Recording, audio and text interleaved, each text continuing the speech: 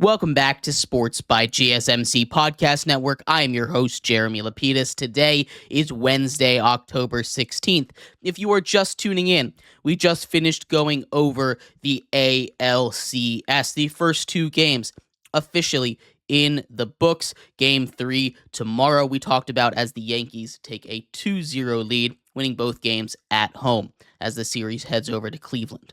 In this segment, we turn our attention to the other side of the baseball playoff coin, the NLCS. Also, two games in the basket.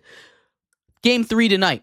We get the Mets taking on the Dodgers at a tied series at 1. We'll break down that game. We'll break down the first two games of this series as well. But before we do that, remember, if you would like to be an even bigger part of the show than you already are, all you need to do is go to gsmcpodcast.net.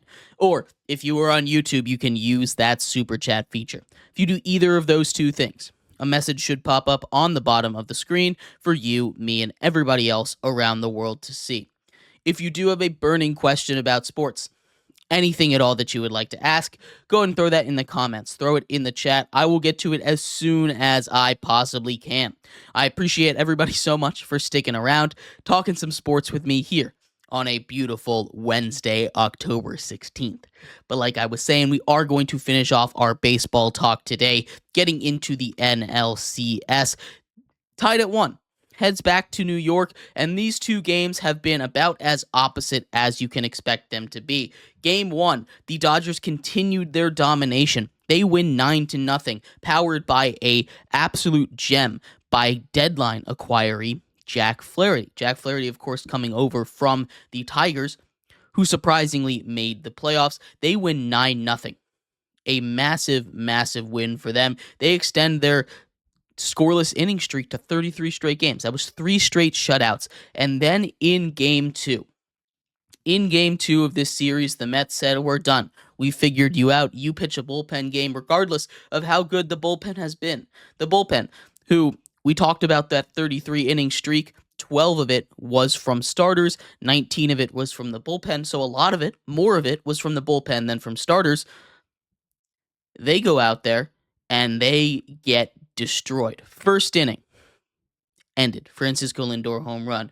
We get a grand slam on a beautiful 9-pitch at-bat from Mark Vientos, the rookie. Mark Vientos has played incredible baseball in the postseason. He's been one of the reasons why the Mets have been able to advance. He's come up clutch with lots and lots of home runs in the postseason already, and he is just a rookie. The Mets are looking to reclaim home field. They've taken the advantage away from the Dodgers, taking 1 of 2 on the road over there in LA. They win these 2 games. They are set.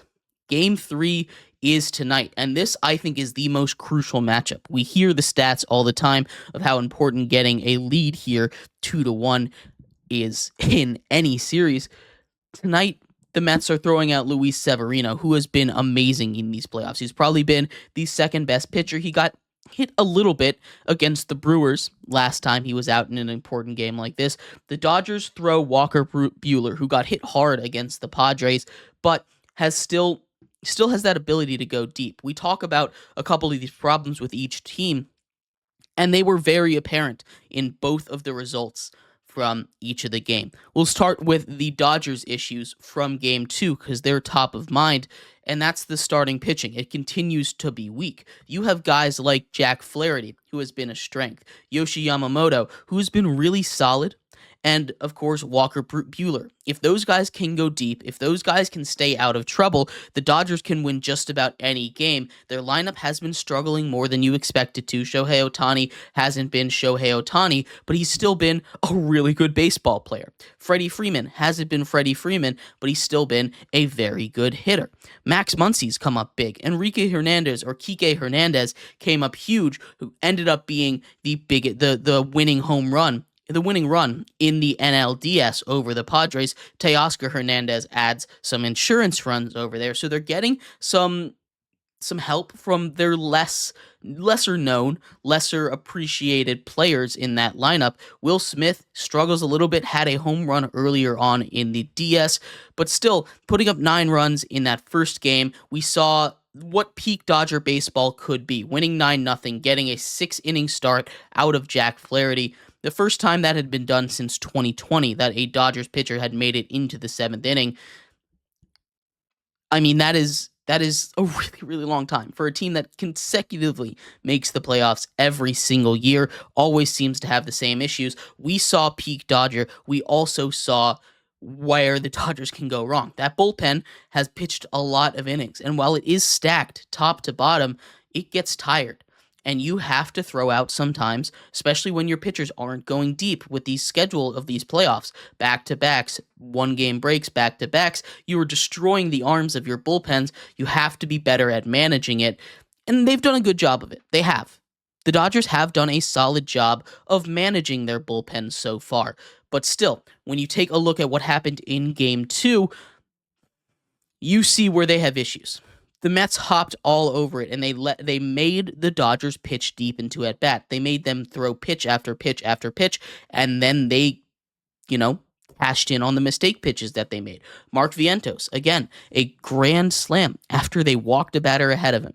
You had a leadoff home run from Francisco Lindor. These guys have the ability to beat you with the bat, just the ability to play clean baseball.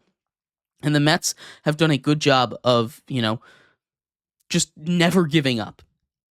And that's where we turn our attention to the Mets. We've been all about the Dodgers here, but the Mets flaws, the Mets successes, again, with the Jekyll and Hyde of this series so far. One game thoroughly dominated by the Dodgers, the other thoroughly dominated by the Mets. We see how one team wins the series and how the other team wins the series. Taking a look at the Mets here, obviously pitching is a big part of both of these teams. In the back end of the bullpen for the Mets, you have one of the best closers in the game in Edwin Diaz. He's a guy that's been relied on a lot. He's a guy that they need to conserve his arm, especially in a series against the Dodgers and potentially the Guardians/Yankees in the World Series. They are going to need him more. He has come out for 1.2, over 1 inning saves more times than I can count in this postseason. It has been a lot of stress on his arm. That game, too, was much needed. He needed a break. He needed a rest, because they could not go through him. They could not make it through without his arm, I don't think. But we talked a little bit about it. They're getting production from all throughout their lineup. Pete Alonso hasn't been the greatest, but in clutch moments, he stepped up in the wild card round against Milwaukee.